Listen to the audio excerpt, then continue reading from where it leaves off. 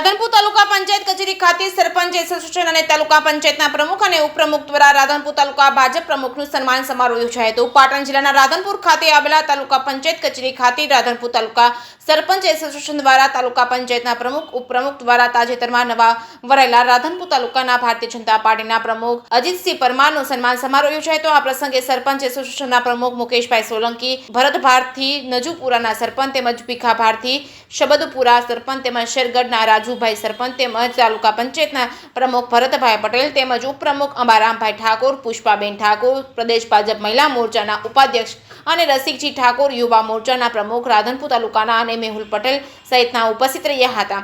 રાધનપુર તાલુકાના ભારતીય જનતા પાર્ટીના પ્રમુખનો સન્માન સમારોહ યોજાયો હતો। જે કેસની ગુજરાતી સાથે મનુ ઠક્કર, રાધનપુર। આજે રાધનપુર તાલુકા પંચાયતની કચેરી ખાતે સરપંચ એસોસિએશન દ્વારા મારી ભારતીય જનતા પાર્ટીના રાધનપુર તાલુકાના પ્રમુખ તરીકેની નિમણૂક થઈ એ બાબતે સરપંચ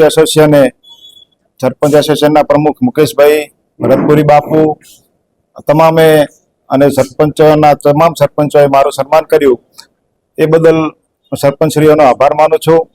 અને આવી જ રીતે આપણે બધા એક સાથે મળી અને ભારતીય જનતા પાર્ટીને આપણે મજબૂત કરીએ, દરેક સમાજને સાથે લઈ અને ચાલીએ, એકબીજાનો સહકારથી જ આ પાર્ટી આગળ વધશે। તો આપ સૌને મારા વતી એક ખાતરી આપું છું કે દરેક કામમાં, સારા કાર્યમાં મારાથી શક્ય બને એટલા પ્રયત્નો હું તમારી સાથે રહી અને કરીશ।